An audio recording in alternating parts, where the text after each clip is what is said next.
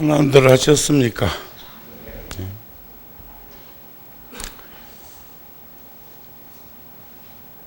부처님의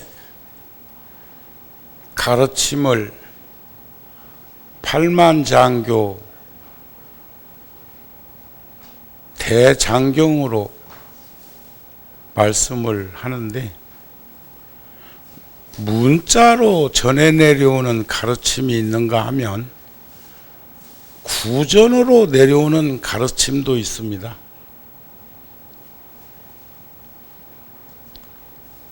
그것을 우리 종단에서는 삼처전심으로 말씀을 전해 내려오고 있는데,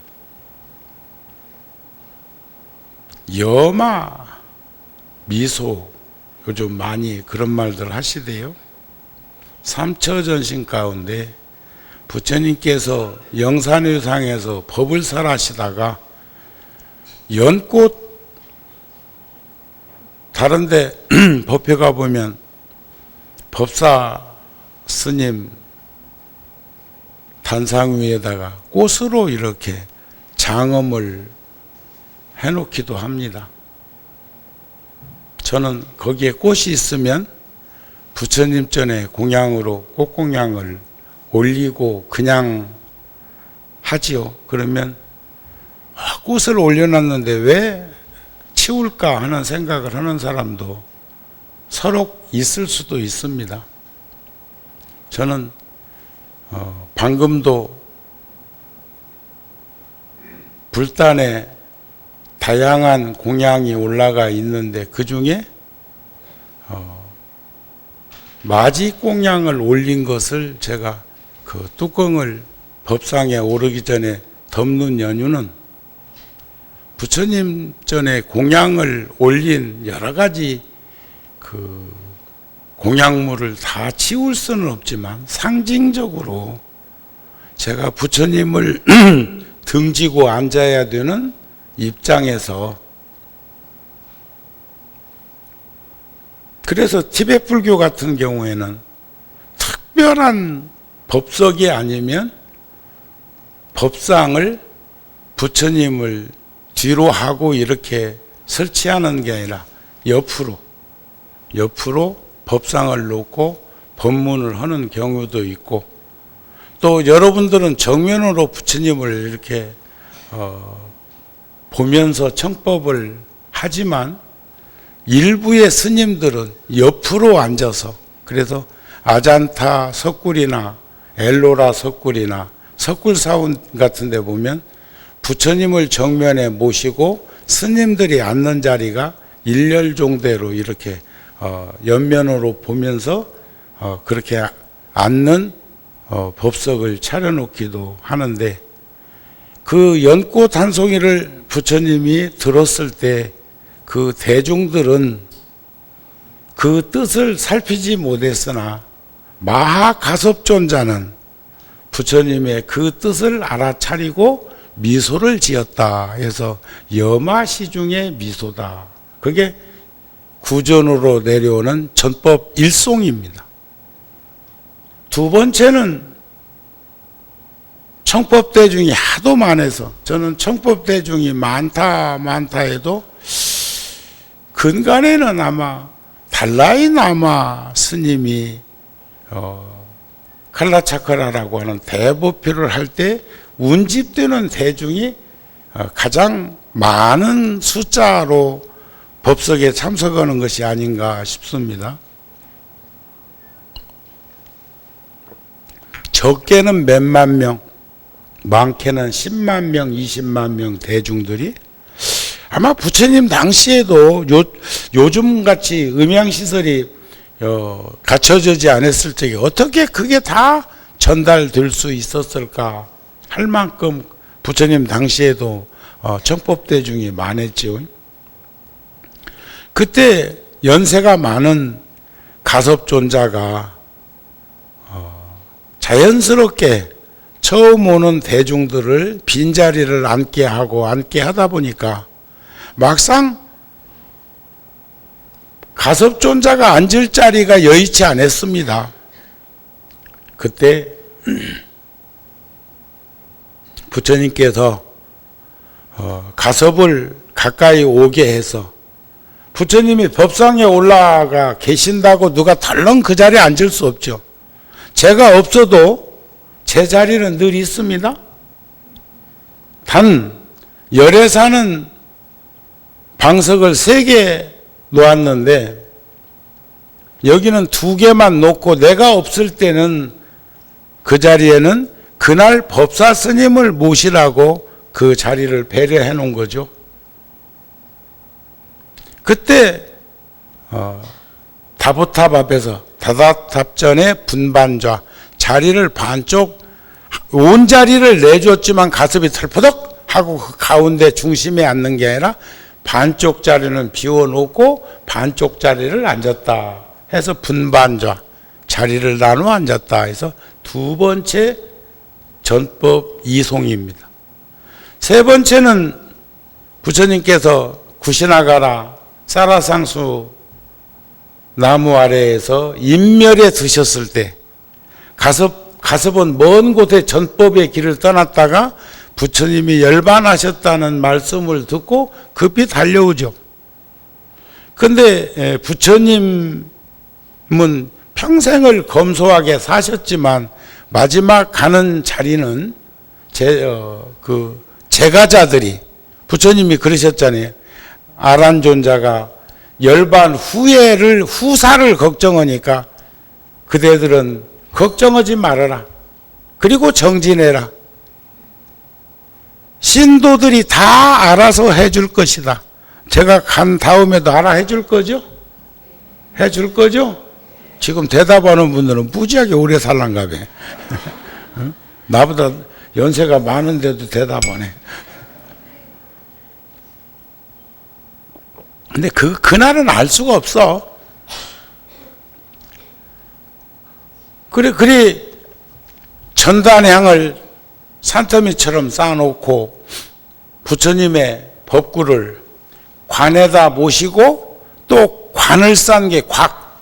그래서 관곽. 요즘도 대통령이 세상을 떠났다든지 할 때 보면 관이 굉장히 큰 것은 관만 거기다 모신 게 아니라 곽에 모셨기 때문에 그렇습니다. 그런데 그때까지 불을 붙여도 불이 안 붙는 거예요.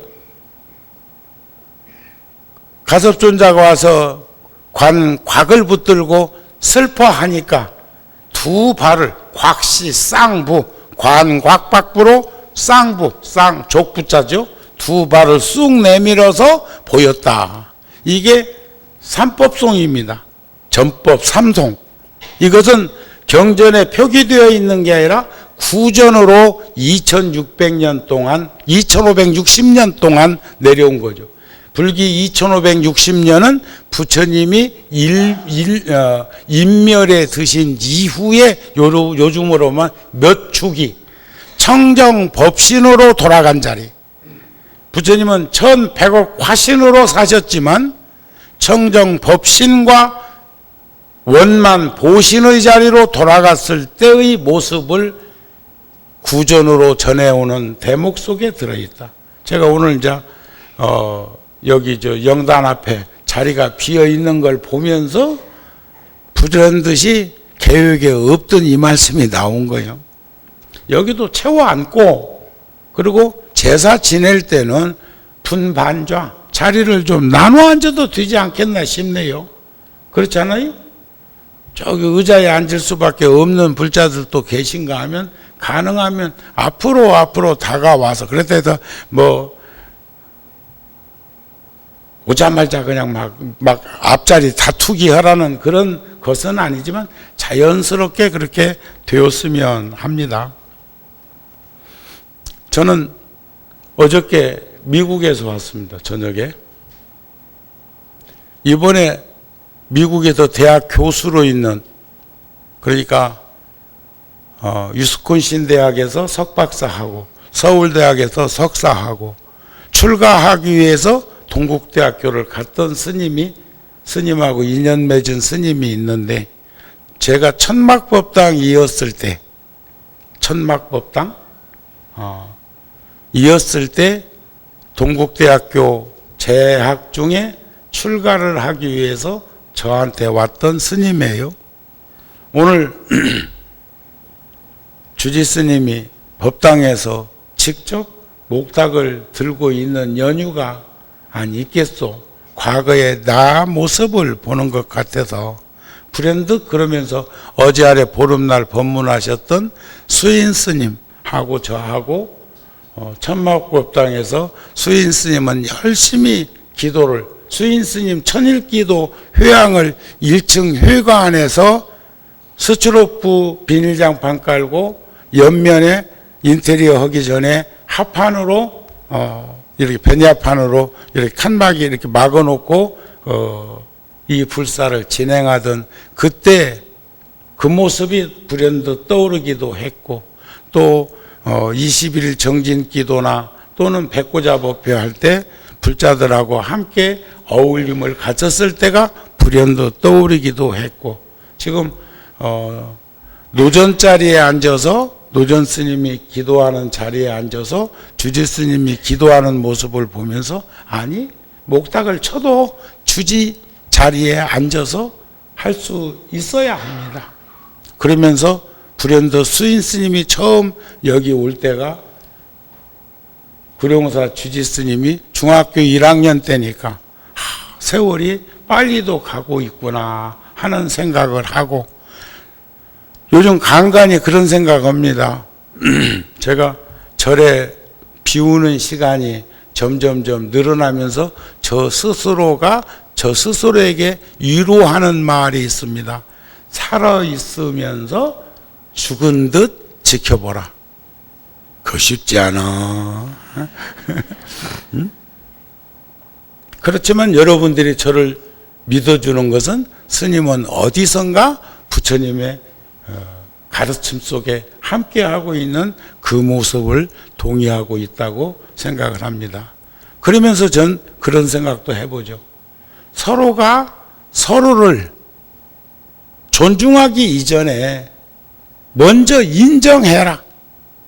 상대가 그러니까 사람과 사람 관계만 얘기하는 것이 아니고 이 우주에 생성하고 있는 모든 것들, 생주이멸하고 성주괴공 속에 노출되어 있는 삶의 현장에서 모두가 모두를 인정하게 되면 그때부터는 이해가 이루어질 것이고 그때부터는 인정하게 되는 일들이 있지 않겠는가. 우리는 끊임없이 싸우고 있죠. 근데 그 싸움 중에 제일 치열한 싸움이 내가 나와 싸우는 것 아닐까 싶습니다. 그것을 상대적으로는 선악의 싸움이라고도 하고 옳고 그름의 싸움이라고도 생각할 것입니다. 더 들여다보면 긍정적인 싸움은 발전이죠. 긍정적인 의심은 타파죠. 그러나 부정적인 싸움은 타락입니다. 괴멸입니다. 우리는 싸워도 긍정적인 측면에서 싸울 수 있는 삶을 살아야 되지 않겠는가? 오늘은 잡아한경에 자기 자신을 아껴라. 우리 시간에 노출되어 있습니다. 우리가 일장춘몽이라는 말을 나이 먹어가면서 하는 분들이 많은데 그저 한 생애가 춘몽이요. 봄에 잠깐 졸다가 꿈꾼 것만큼 빨리도 지나갔지만 또 어떤 이들에게는 일각이 여삼추인 이들도 있습니다. 일각이라는 건 15분이에요. 15분. 그 길이가 여삼추요.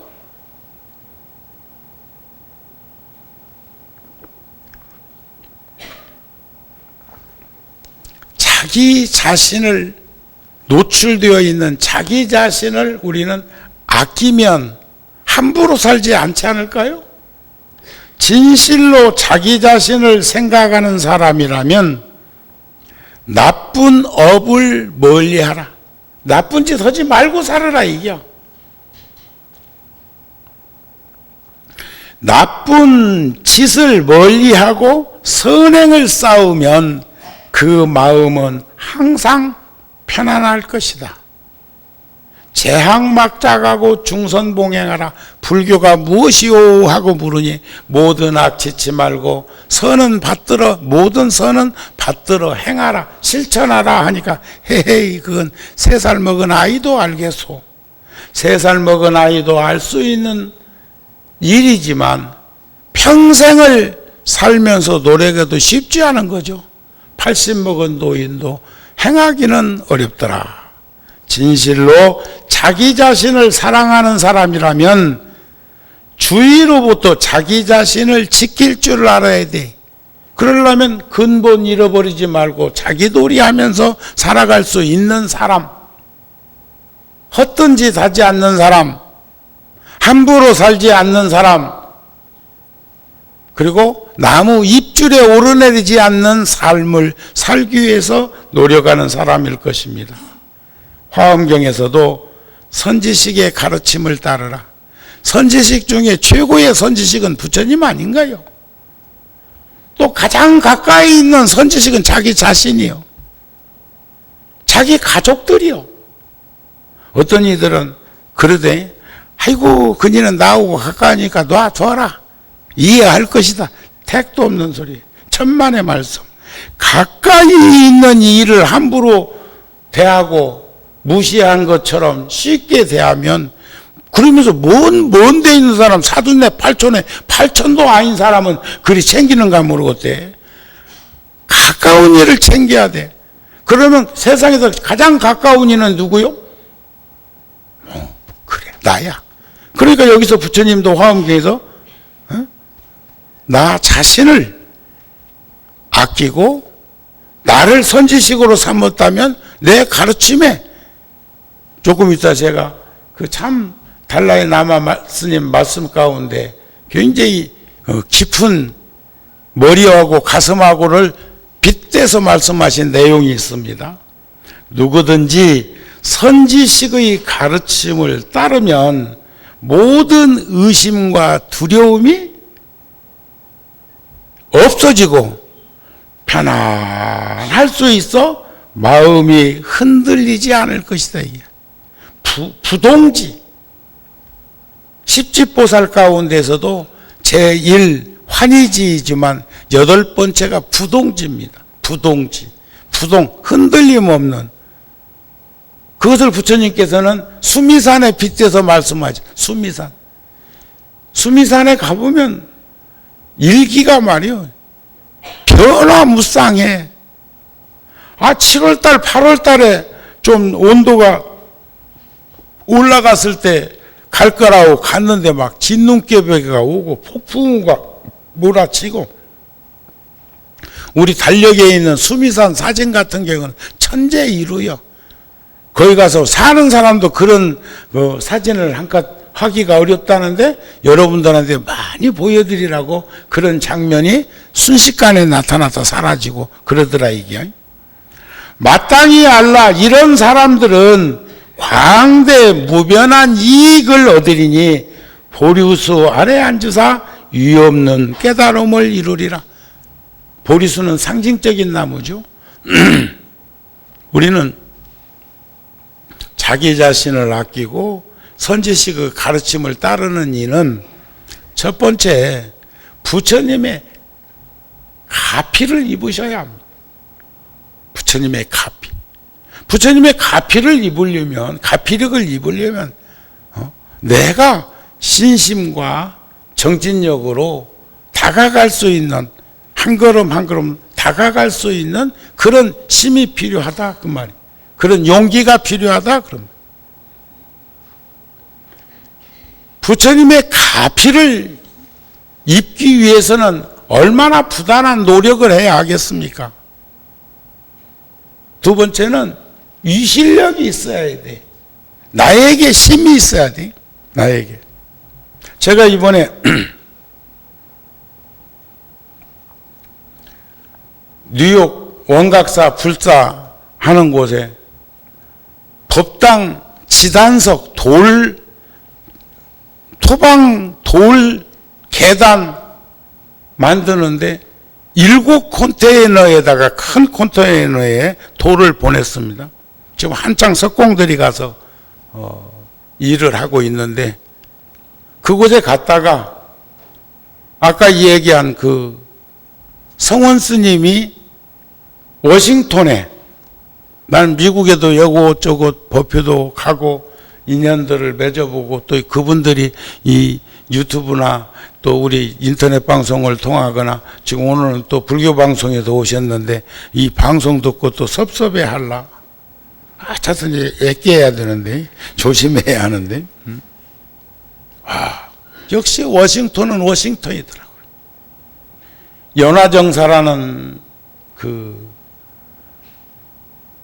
법당을 개원했는데, 한국인들이 세워서 만들었던 교회, 지구촌 교회가 문을 닫고 중국계에서 그 건물을 사가지고 임대업을 하는데, 우리 상가건물 임대하듯이 우리도 법당을 임대하고, 좋은 점은 한 2천만 불 정도, 그러니까 한 200억 이상 가는 건물인데, 필요에 따라서 공간이 많으니까 언제든지 일일 임대도, 시간차 임대도 해가지고 쓸 수 있으니까 돈만 있으면 그 건물이 다 내 건물이더라고. 꼭 살 거 없던데.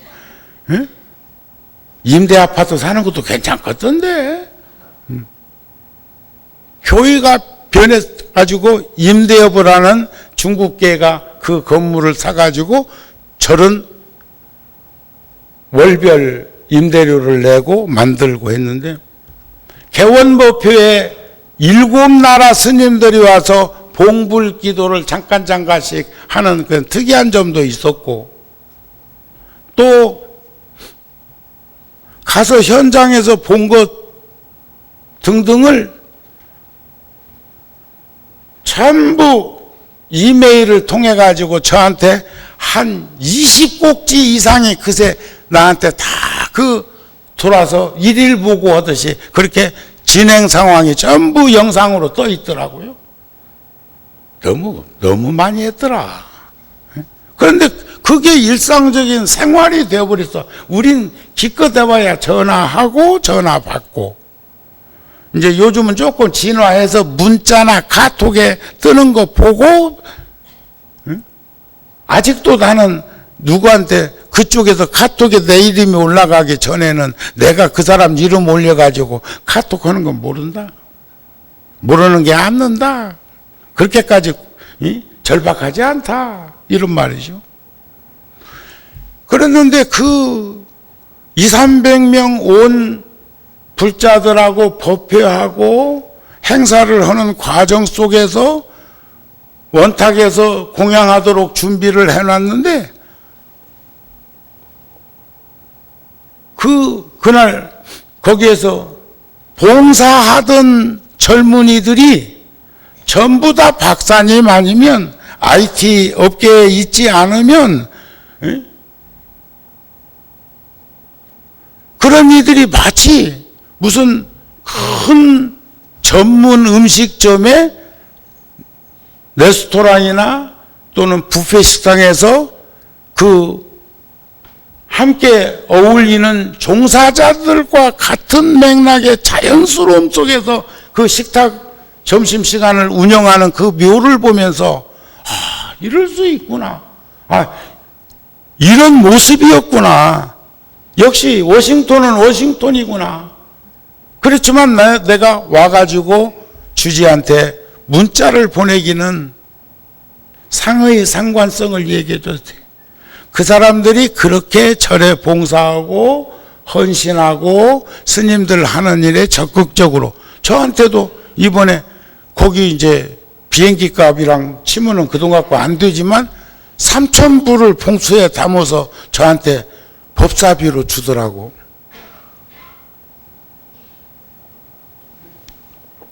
그것도 객지에서. 이게 긍정적인 측면이고, 비행기 값이 얼마가 들었는데 또 나 혼자 갔나? 또 부정적으로 보면 해 이것만 줘? 충분히 양분된 양비론적인 생각을 할 수 있지만 거기에 제가 좀 더 보태가지고 주지스님을 통해서 사중에 내놨더니 즉시 그게 일일 결산 보고하듯이 불자들한테 전부 다 카톡으로 다 전달됐다고 하더라고요. 그리고 그 돈은 어떻게 써야 할 것인가까지, 그리고 그날 거기에 참석했던 많은 스님들에게도 얼마인지는 모르지만 전부 다 금화비를 드리는 모습을 보면서 미국은 말이요, 세계를 어쩌면 지배한다고 표현할까요? 미국은요, G1, 중국이 2. 그렇지만 은메달하고 금메달하고의 그 차이는 현격하고 어쩌면 미국이 세계를 지배하는 거죠. 그런 거 아닌가요? 그런 나라에서도 해외에 있는 보교당하고 인연 맺어 보면 전부가 다 자국으로부터 도움 요청을 하는데, 세계 각국의 그쪽에 이민 온 자들은 어떤 일을 해도 스스로 그 일을 해내고 자국에 도움이 될 수 있는 쪽으로 가는 것을 처음으로 목격한 것이 워싱턴에서 연화정사에서 벌어지고 있는 일이었어요. 그게 이 실력 아닌가요? 참 기쁘고 많고 적고 간에 뉴욕 원각사예요? 1년이면 몇 번씩 갔다 오지만 나 거기서 법사비 받아본 일 없어. 내가 받았다고 해서 헛곳에 쓸지도 않을 테지만 감격했어. 그래서 우리는 부처님의 위실력과 가피력이 나로부터 나오게 되는 것을 본다. 세 번째는 이런 생각들을 모을 수 있는 통찰력이 필요한 것 아닐까. 통찰력이라는 것은 지혜가 있어야 되는 것 아닌가 싶습니다. 그러기 위해서는 부처님께서 4가지 의지할 것과 의지하지 말아야 할 것, 긍정적인 다툼과 부정적인 다툼, 긍정적인 것은 발전시키고 타파하게 하고 환희하게 하고 행복하게 하죠. 그러나 부정적인 다툼은 나를 늪에 몰아넣고 타락하게 한다는 거죠.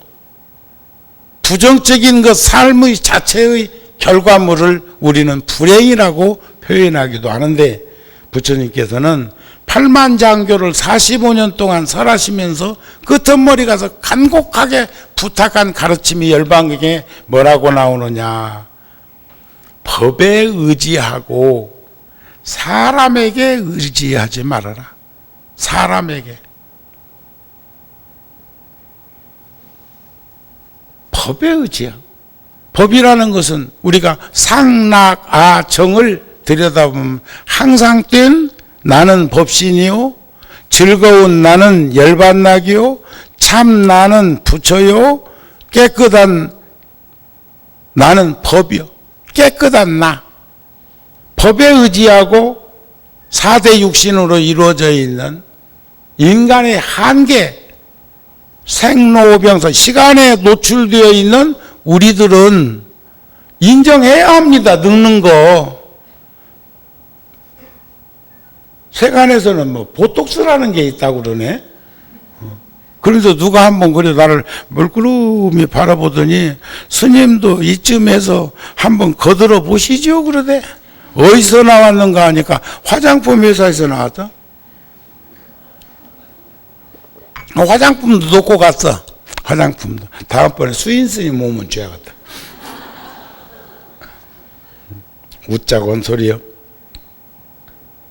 나는 그대로 인정하고 그리고 긍정적인 삶, 행복지수가 높아지는 삶, 이런 걸 살면 4대 육신이라고 하는 이 몸의 구성원도 조화롭게 살아가게 되니까 아무래도 편안하게 느껴지고 맑고 깨끗하게 느껴지지 않겠는가. 전 뭐 짧은 시간이었는데 햇볕을 좀 이번에 가가지고 현장에서 쏘였습니다. 즉시 알아보더라고요. 아이고 스님, 본래가 하얗지도 않은 사람이지만 본래 내가 그렇게 피부에 민감한 그런 삶을 살지도 않지만은 나보고 그래. 아이고 스님 얼굴이 까매졌네요. 그래. 내가 해수욕장 갔다 왔냐. 절에 일하는 돌일하고 하는 그곳에 마당에 서가지고 그것을 현장을 보면서 이런 얘기 저런 얘기 그 몇 시간 가는 줄 모르고 서 있으니까 금방 금세. 다른 스님들은 뭐 밀짚 모자도 쓰고 하지만 나는 또 이상하게 그런 것에 낯섭니다. 두 번째는 이치에 의지하고 말에 놀아나지 마라. 말을 의지하지 말에 말꼬리 잡히고 말에 놀아나지 마라. 감언이설에 놀아나지 마라. 한마디 한마디라도 진실하고 정직하고 그리고 긍정적인 그런 사고에서 드러나는 그런 현상으로 지켜봐라 그 말이겠죠. 세 번째는 지혜에 의지하고 아르마리에 의지하지 말. 자기 소견, 아르마리, 자기 식견. 그러니까 여기 식이라고 하는 것은 지식을 말합니다. 지식을. 여기서 지혜라고 하는 것은 언어 문자로 표현할 수 없는 표현을 하려고 하는 것 아닐까요? 네 번째는 요의경에 의지하고 불요의경에 의지하지 말아라. 배 아플 땐 배 아픈 약을, 머리 아플 때는 머리 아픈 약을 내가 섭취해야 하고, 약사라면 약을 조제할 때 의사 처방에 의해서 조제할 때, 의사 처방이란 어쩌면 부처님의 가르침일 것이고 약사란 법사의 말일 것입니다. 그런데 거기에서 요의경을 받아들여서 살지언정 불효경, 불필요한 것에 매여가지고 살아서 되겠는가, 이런 말씀이 아닐까 싶습니다. 그러니까 거기에 이제 아까 말씀드렸던 달라이 라마께서 가슴을 따르지 않고 생각하는 습관이 나를 자유롭지 못하게 하더라 그랬어요. 여러분들도 그런 경험들이 있으시죠? 무슨 이야기를 듣거나 무엇을 목격했거나 이랬을 적에 가슴에서 느끼는 것하고 머리에서 느끼는 것이 다를 때 있습니다. 근데 꼭 가슴으로만 정답이 있고 머리는 정답이 없다는 건 아니에요. 부처님 그런 말씀 하셨잖아요. 반야지혜를 닦아서, 수행법으로 반야지혜를 닦아서 반야지혜가 드러났다고. 그러니까 위파사나 선정법, 수행법을 통해서 반야지혜가 드러났다고 해서 따르는 무리들이 많다고 해서 잘난 이들이 이번에 국회의원들도 저는 일단 인천공항에 딱 가면 껐다가 인천공항에 오면 열어 그거 있어. 열고 닫는 게 있다고요. 그거 잘못 열으면요, 기계를 만질지 모르는 사람이 잘못 열어놓고 쿡쿡 한 두어 번 내질러 놓고 전화 한 통화를 안 써도 그 문자 온 것만 보고 카톡만 열어보고 하고 해도 10만 원 넘게 나와. 10만 원 넘게 나와. 내가 10만 원 미만으로 설정해 놓고 전화기를 쓰는데 10만 원 밑으로 나온 적이 한 번도 없어. 그건 출장이 많다 소리요. 그러는데 이번 선거판에서 나는 한 표 행사변 안 했는데 한포 행사. 어떤 이가 그런 얘기는 하되 인물 본위로 찍고 중간 매개체 역할을 어디를 통해서 시키면 좋겠다고 하는 얘기들을 주변에서 더러더러 하더니 말이 씨가 돼가지고 그렇게 됐습니다. 그랬더니 오늘 아침에 뉴스에도 목소리가 굉장히 톤이 굵어졌대. 정신 차려야 되는데 그러면 안 되는데.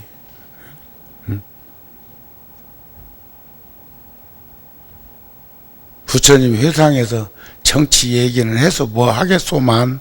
그러나 우리는 가슴을 따르지 않고 살다가 낭패 보는 일, 생각하는 습관이 복잡하다가 낭패 보는 일 많습니다. 가슴을 따르고 생각하는 습관이 긍정적일 때 그 사람은 행복하더라 하는 말씀을 하셨습니다. 우리는 모두가 선천적 장애와 후천적 장애, 생로병사가 장애거든요. 여러분들도 옛날만 못 오시죠? 몸이 정신은 더 맑으시죠? 더 건강하시죠? 그리고 편안하시죠? 여기 법당에 나올 정도의 복력이면요, 여러분들은 행복한 삶을 살고 있다고 전 생각을 합니다. 그런데 제가 가끔 경전에 나오는 그런 그 비유법을 들어서 얘기하는 중에 등불 눈먼 장애인이 밤에 외출하면서 등불 하나 들고 간 이야기를 한 적이 있습니다. 나는 등불 들어봤자 눈먼 장애가 있어도 보이지 않지만 좁은 골목길을 지나가던 상대 쪽에서 오는 사람에게 조금이라도 도움이 될 수 있기를 바라는 마음이었겠죠. 근데 가다가 상대편하고 골목길에서 부딪혔어. 그 사람은 눈은 멀쩡했는데 귀가 또 침침했던 모양이에요. 귀가 멍멍한 사람이었던 모양이에요. 발자국 소리를 못 들었으니까. 그러니까 귀가 멍멍한 장애인과 눈이 침침한 장애인이 골목길에서 부딪혔는데 등불 들고 간 장애인이 생각하기를 저 사람도 눈이 멀었나? 등불 들고 가는데도 나하고 부딪히게? 하고 물었습니다. 내가 등불 들고 가는 거 안 보이시오? 그러니까 불 꺼졌는데요? 의미하고 시사하는 바가 큽니다. 나는 볼 수 없지만 상대를 배려하는 마음으로 등불을 들고 갔는데 등불을 들고 가는 사이에 그 불이 웬일인지 꺼졌단 말이에요. 조심조심 들었을 텐데도 바람결에 훅 하고 꺼졌겠죠. 그런데 상대방은 또 귀가 장애를 가지고 있어 상대방이 걸어가는 발자국 소리를 듣지 못한 그런 허물도 있어. 그래 부딪혔어. 그런데 저쪽에서는 이 사람을 눈먼 장애인이라는 것을 인정함으로 의심하지 않았어요. 저 사람 귀가 멍멍한가? 나처럼? 이렇게 생각하지 않더라는 거죠. 그래서 우리는 살면서 보니까 서로가 서로를 인정했으면 좋겠어요. 남편은 아내를, 아내는 남편을, 부모는 자식을, 자식은 부모를, 형제 자매지간에도 역시 마찬가지로 서로 인정함으로 긍정적으로 바라볼 수 있는 시각이, 안목이 열리지 않을까, 그런 마음이 듭니다. 그러나 또 한 가지 눈먼 장애인에게도 바라볼 수 있는 일이 있죠.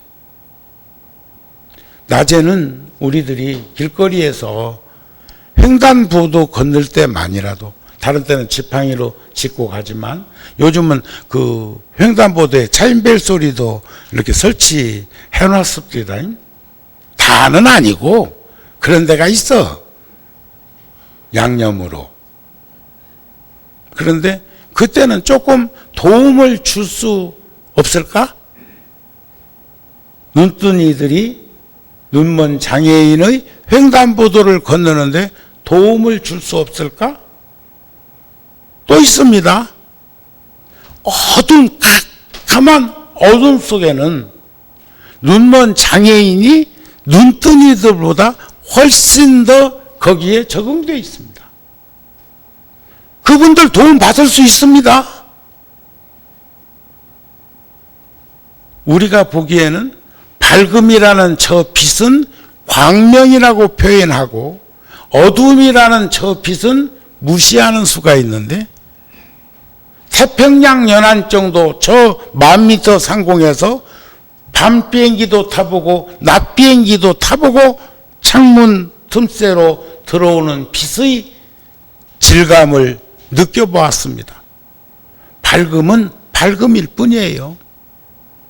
밝음은 어제 제가 아침 비행기를 타고 하루 종일 태양을 향해서 와갖고 오후에 내렸는데 밤 비행기는요 몇 시간 지나서 태평양 정도 갔을 적에 이렇게 창문 닫개를 열고 보면 그 어둠이라는 그 빛이 그렇게 장렬하게 햇빛보다 더 밝음보다 더 큰 빛으로 나에게 다가오고 있는 것을 목격하게 됩니다.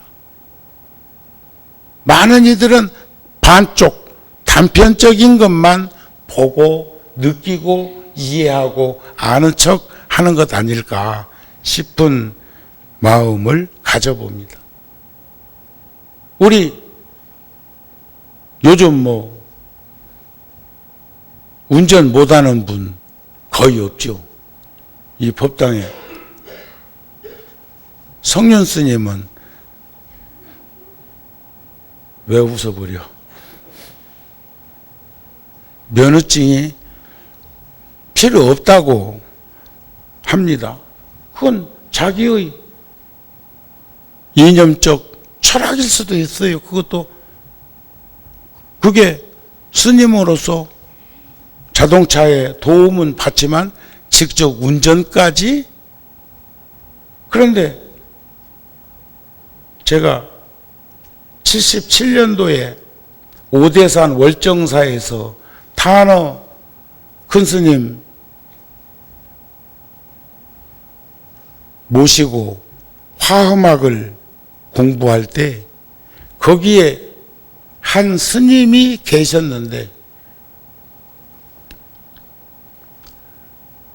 그 스님은 안경을 쓰고도 0.1도 안 나올 만큼 시력이 아주 좋지 않습니다.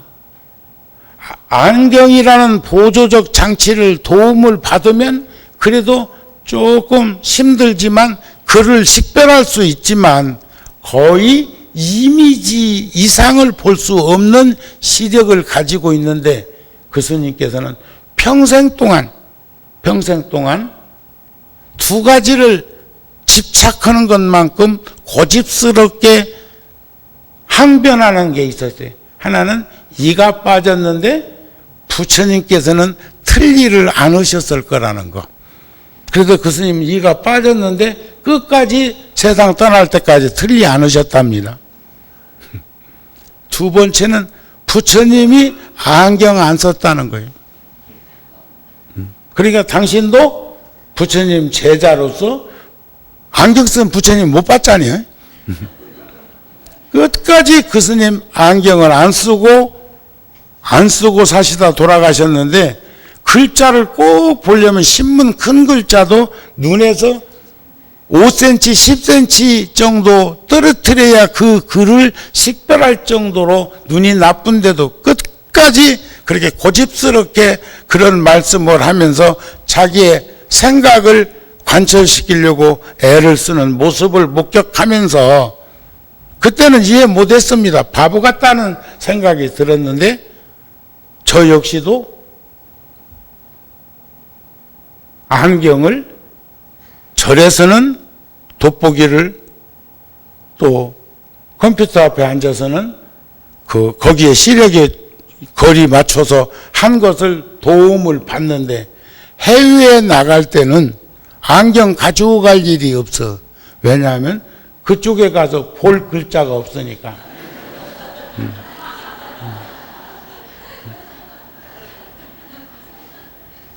아랍에 작년에 갔을 때도 안경 안 갖고 갔습니다. 거기 갔다고 그래가지고 그냥 그게 아랍어라고 하는, 요즘은 좋아졌어요. 컴퓨터에서 영어나 중국어나 이렇게 저 이메일 들어오죠? 거기에 또 내용을 중국어를 한국어로 바꿔달라고 탁 한국어 땡겨다 놓고 톡 치면 내가 그것도 안다. 그러면 착 번역돼서 나오니까 요즘 또 들고 다니는 기계도 있어요.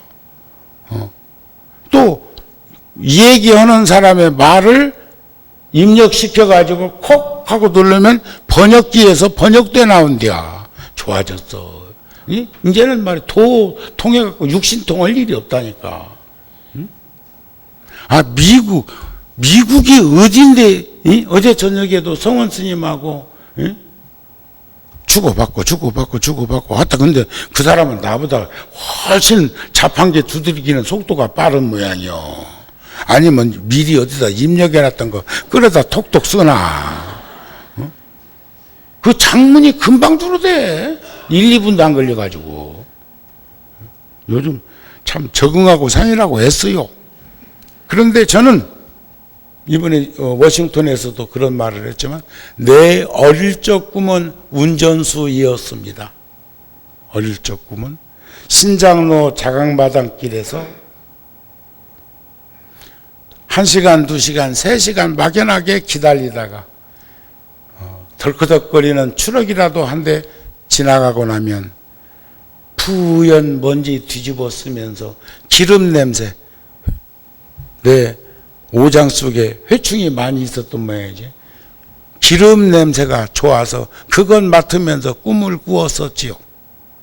그러다가 초등학교 4학년 때 집에서 그리 멀지 않은 절에, 고찰에, 작은 절에 갔다가 그곳에서 시끌한 아이들 속에서 한 스님의 절 안내를 듣다가 그때는 스님 된다는 생각이 아니라 만화책에서 나오는 도사가 되는 것이 꿈이었어. 지금 생각하니까 스님이었던 것 같아. 그럴 뿐이에요. 그 얘기를 제가 워싱턴 연화정사에서도 해드렸어요. 거기에는 어른들도 여러 번 와 계시더라고요. 그리고 역시 워싱턴은 워싱턴이더라고. 처음 가봤거든요. 제가 33년 전에,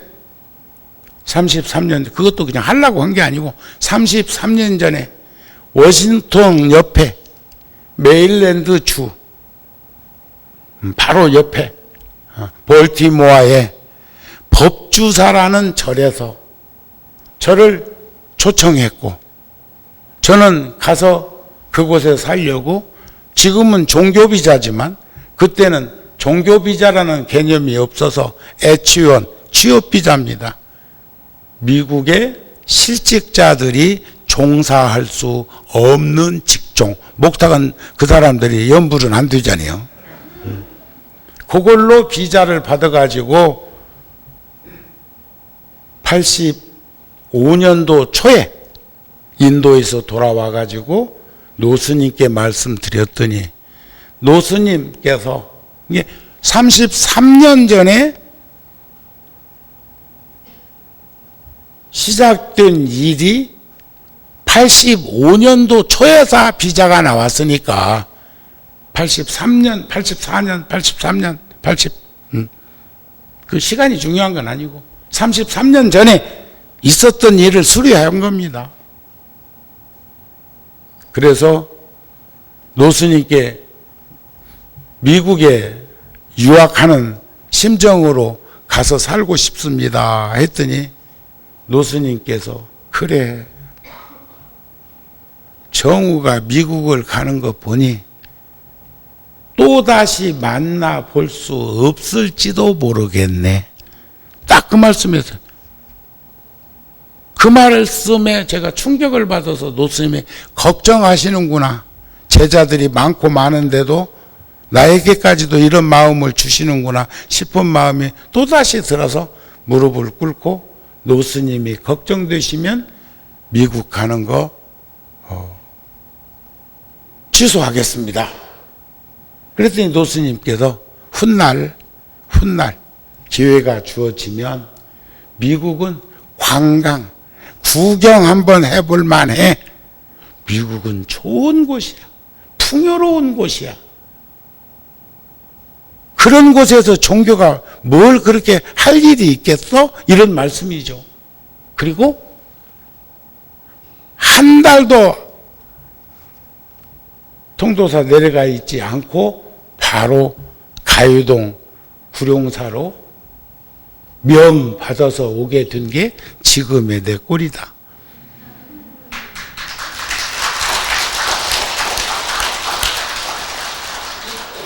그게 30년이 지났어. 그런데 30년 후에 그렇게 미국을 자주 갔으면서도 워싱턴에는 왠지 빚진 것 같고 갚을 길은 없을 것 같고 잘못하면 내가 붙들릴 것 같고 이렇게 꼬리를. 그래서 그쪽은 뭐 그렇게 가까운 거리인데도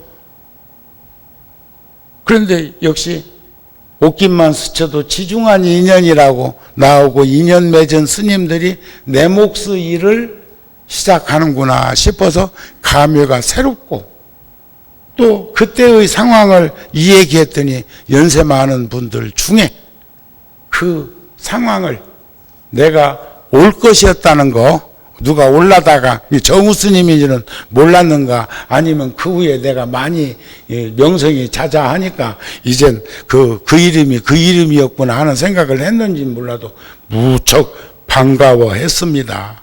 인생은 자동차 운전하는 것과 같아. 절대로 1등은 없어. 고속도로 예를 들어서 우리나라는 뭐 400km밖에 안 되지만 길이 그래도 뭐 길 찾아 댕기기로 하면은 우리나라도 평생 운전하고 가도 그 길 다 못 댕길걸? 우리나라는 나라에 비해서 길이 많은 나라예요. 그런데 생각해 보십시오. 바빠서 시내에서 웬 그렇게 경음을 내면서 악셀에다 밟았다 브레이크 밟았다 빨간불 들어오는 건 브레이크 밟는 거지. 가는데 그냥 살살 악셀에다 밟고 방어 운전하면서 가상 운전하면은 그 브레이크 밟을 일이 많지 않는데 웬 젊은 것들이 그렇게 비싼 차 타고 다니면서 누구 만나가지고 그럴까? 그런데 아무리 지가 용을 치고 써도 가는 대열을 앞장섰다고 칩시다. 다음 대열은 꽁무니요. 일찍 자란 콩나물 먼저 뽑혀 먹듯이 앞서 본들 늘 앞선 사람은 후미에 붙어 있어. 안전속도로 가는 사람은 다 추월하고 보니까 지가 맨 앞에 있대? 그런 일 우리 경험 많이 했잖아요. 우리의 고단한 삶의 현장도 네 아까 끌고 가는 사람이 있거들랑 좀 밀어주세요. 눈먼 장애인이 횡단부도를 건너거들랑 손 좀 잡아주세요. 그런 거 아닌가요? 내리막길을 가는 리어커에 폐품 모아서 가는 이가 있거들랑 뒤에서 잠깐 걸어가다가 조금 잡아줄 수 있지 않은가요? 꼭 리어커가 폐품 수집품만 모으는 사람만 리어커 끌고 가나요? 난 그렇게 생각이 안 됩니다. 오르막길 오를 때 밀어주고 내리막길 내려갈 때는 좀 붙들어 줄 수 있는, 그래서 서로가 서로를 인정하고 서로가 서로에게 관심과 배려로 따뜻한 어울림을 가지면서 사는 세상이 되면은 얼마나 좋을까, 그런 마음이 들었습니다. 아까 정치판 얘기 하다 말았는데 여러 명이 저한테 문자 보냈습니다. 근데 저는 절대로 무작위로 보내는 그 문자에 대해서는 답장하지 않습니다. 정우 스님, 군종 교구장 스님, 예? 최소한 그렇게 명사를 이렇게 붙여가지고 보낸 편지는 꼭 답장해 줍니다. 아셨죠? 여러분들도 마찬가지요. 명절이나 이런 때 그냥 지 전화 속에 1000명 이상 입력되어 있는 놈한테 똑같은 문자로 콕콕 찍어가지고 보내지 말고, 이번 선거판에 나하고는 전혀 일면식도 없는데 어떻게 나한테 그렇게 많은 사람한테서 선거판에서 올까 하고 내가 누구한테 물어보니까 한 번 콕 찍는데 뭐 500만 원, 1000만 원 든다고 하대. 그러니까 전화통화한테 다 보냈다 소리 아니야? 공예요, 공예. 응? 열반경에 보면 높은 데 있는 사람은 반드시 위태로움이 따르게 되고, 요즘 좋게 추락하는 사람들 눈에 비더라.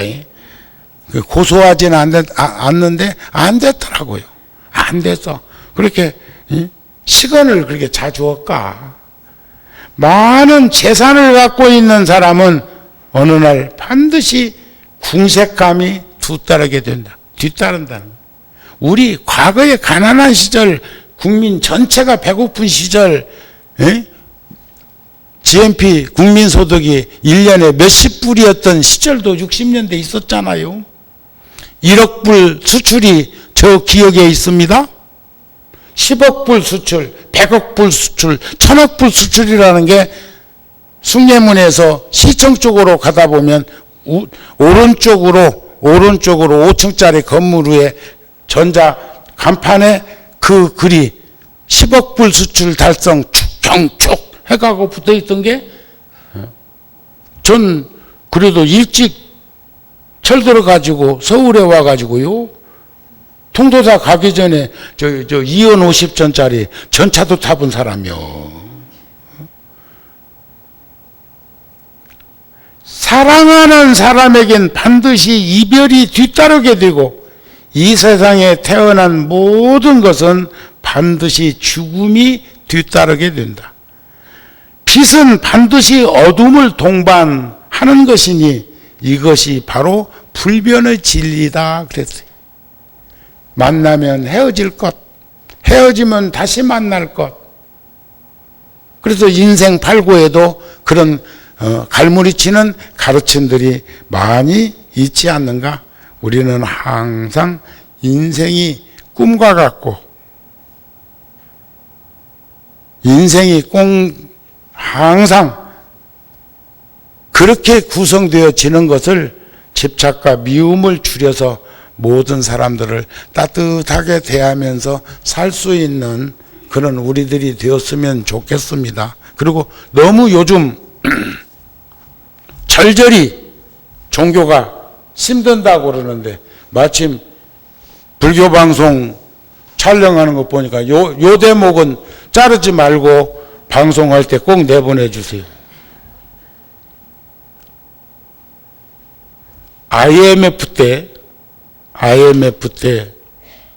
IMF 무척 힘들었죠? 1달러가 800원 하다가 1700원, 1800원까지 올라간 적이 있습니다.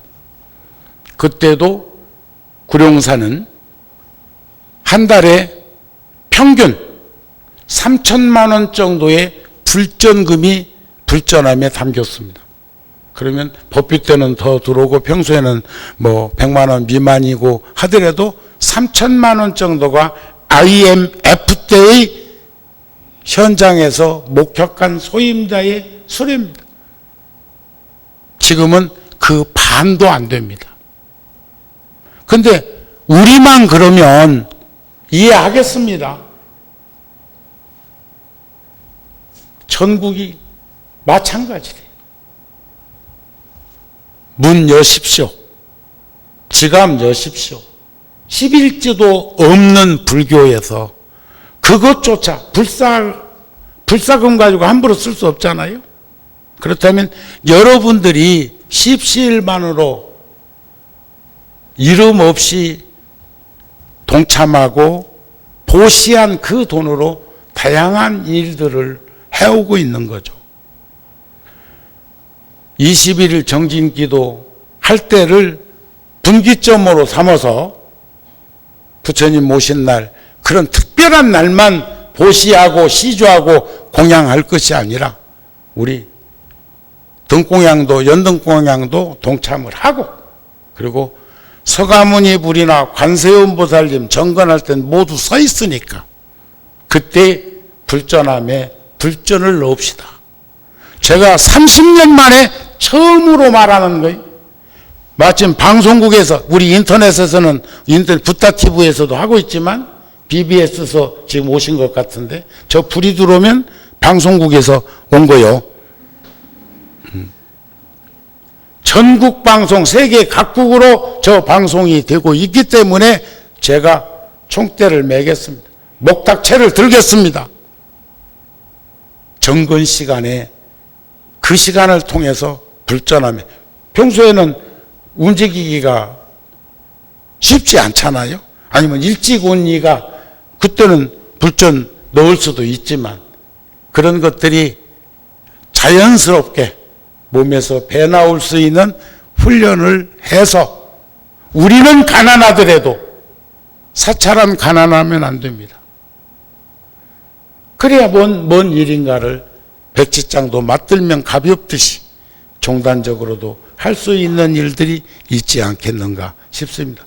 전국의 불자들께서는 요즘 ARS도 많이 하고 있고 또 지금 만공회 나도 거기 동참자입니다만 만공회에도 가입들을 많이 하고 있는 것처럼 각 사찰도 사찰대로 나오는 불자들이 힘을 합해서 무한동력의 에너지를 이 사회에 이바지할 수 있도록 해줘야 하지 않겠는가 싶습니다.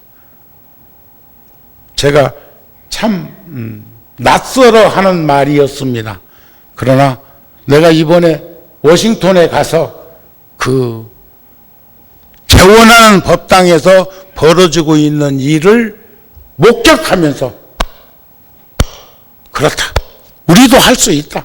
해왔던 것인데 왜 지금에 와서 저런 것을 좋아 보이고 자랑스러워 보이고 낯설어 할까 하는 마음을 가지고 돌아온 겁니다. 우리 모두 이젠 좀 더 어깨를 펴고 살 수 있는 그 길로 나아갔으면 합니다. 오늘 법회 마칩니다.